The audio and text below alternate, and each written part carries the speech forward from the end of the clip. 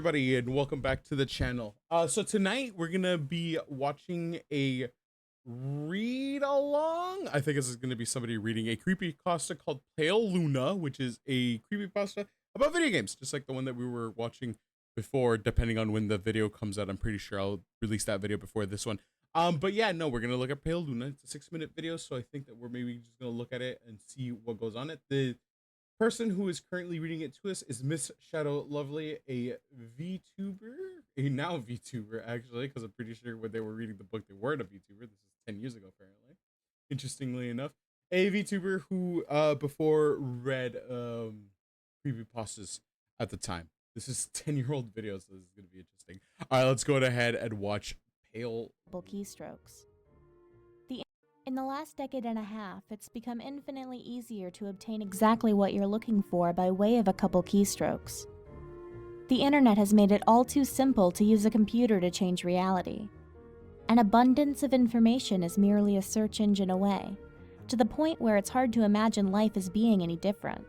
Yet, a generation ago, when the words streaming and torrent were meaningless save for conversations about water, people met face-to-face to conduct software swap parties, trading games and applications on Sharpie-labeled 5 1/4-inch floppy disks. I was never around that time. I never was able to do that because during the times that I was playing, which is interesting because like back in the day when I was younger, we used to play. I'm sure a lot of you already know about the Nintendo 64 and the Super Nintendo with the cartridges and whatnot.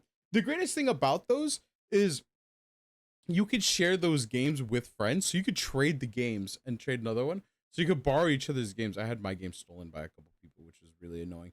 But the idea is still there. Like we used to trade these things around and then just kind of like have it. So we played these games on the cartridges, and we were able to do it without any issue. Just like, let's say my friend had a game that I wanted to play.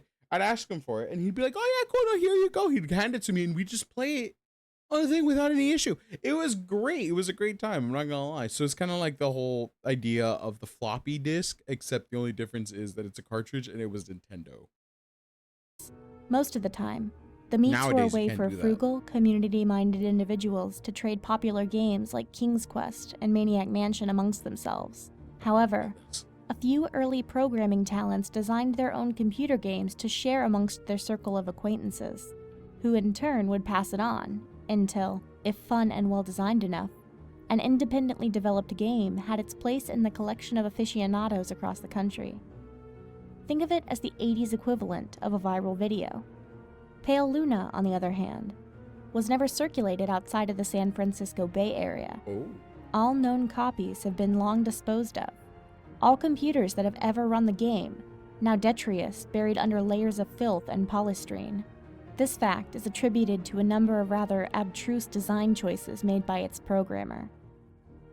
Pale Luna was a text adventure in the vein of Zork and the Lurking Horror, at a time when said genre was— Oh no, text adventure. It just says jump scare. You're like, oh! swiftly going out of fashion. Upon booting up the program, the player was presented with a screen almost completely blank, except for the following text. You're in a dark room. Moonlight shines through the window. There is gold in the corner along with a shovel and a rope. There is a door to the east. Command. You're gonna read it for me too. So began the game that one writer for a long out-of-print fanzine decried as enigmatic, nonsensical, and completely unplayable, as the only commands that the game would accept were pick up gold, pick up shovel, pick up rope, open door, and go east. The player was soon presented with the following. Reap your reward. Pale Luna smiles at you. What You are in a forest. There are paths to the north, west, and east. Command. quickly infuriated the few who played the game was the confusing and buggy nature of the second screen onward. Only one of the directional decisions would be the correct one. For example, on this occasion, a command to go in a direction other than north would lead to the system freezing, requiring the operator to hard reboot the entire computer. Further, any subsequent scenes seem to merely repeat the above text, with the difference being only the directions available. Worse still, the standard text adventure commands appear to be useless. The only accepted non-movement related prompts were use gold, which caused the game to display the message, "You shoveled? Not now. You've already used this." Most who played the game progressed a couple of screens into it before becoming fed up by having to constantly reboot, and tossed the disc in disgust, writing off the experience as a shoddily programmed farce. However, there's one thing about the world of computers that remains true, no matter what era. Some people... I'm gonna tell you guys right now, I'm probably just gonna interject here real quick, just because like I want to say something about this kind of type of gaming and whatnot. This kind of goes hand in hand with how it's hard for me to play text-based games, like any type, even if it's like light novel and whatnot, where you kind of have to command them, do stuff, pick any choice and stuff like that.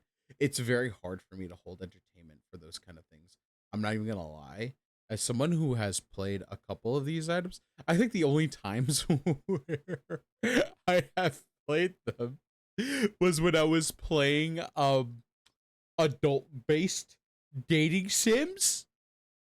And the overall goal was to, you know, undress said character. That was the only time I was able to keep my attention when playing these games. Because I'm gonna be honest with you, I'm very bad to keep attention when it comes to these things. It's I don't know. It's an interesting, well, they are interesting, and I'm sure the stories are great. I can't for the life of me think I just can't keep my attention on it for a long time. I don't know. I can't play these games. I don't know. I'm very bad at reading. You've seen me read. I'm bad at reading. So games like this just don't help me. People who use them have way too much time. I'm sure you guys seen me play when I'm reading as Nern and heard me just straight up just butcher shit. Time on their hands. A young man by the name of Michael Nevins decided to see if there was more to Pale Luna than what met the eye. 5 hours and 33 screens worth of trial and error, and unplugged computer cords later, he finally managed to make the game display different text. The text in the new area read, "Pale Luna smiles wide. There are no paths. Pale Luna smiles wide. The ground is soft. Pale Luna smiles wide. Here. Command." It was another hour still before Nevins stumbled upon the proper combination of phrases to make the game progress any further. Dig a hole, drop gold, then fill hole. This caused the screen to display, "Congratulations." Oh. Upon which the game ceased to accept commands, requiring the user to reboot one last time. After some deliberation, Nevins came to the conclusion that the numbers referred to the lines of latitude and longitude. The coordinates led to a point in the sprawling forest that had dominated the nearby Lassen Volcanic Park. As he possessed much more free time than sense, Nevins vowed to see Pale Luna through to its ending. The next day, armed with a map, a compass, and a shovel, he navigated the park's trails, noting with amusement how each turn he made corresponded roughly to those that he took in the game. Though he initially regretted bringing the cumbersome digging tool on a mere hunch, the path's similarity all but confirmed his suspicions that the journey would end with him face to face with an eccentric's buried treasure. Out of breath after a tricky struggle to the coordinates, he was pleasantly surprised by a literal stumble upon a patch of uneven dirt. Shoveling as excitedly as he was, it would be an understatement to say that he was taken aback when his heavy strokes unearthed the badly decomposing head of a blonde-haired little girl. Nevins promptly reported the situation to the authorities. The girl was identified as Karen Paulson, age 11, reported as missing to the San Diego Police Department a year and a half prior. Efforts were made to track down the programmer of Pale Luna, but the nearly anonymous legal gray area in which software swapping communities operated inescapably led to many dead ends. Collectors have been known to offer upwards of 6 figures for an authentic copy of the game. The rest of Karen's body is never found. Wow, okay, fuck. Pale Luna smells wide.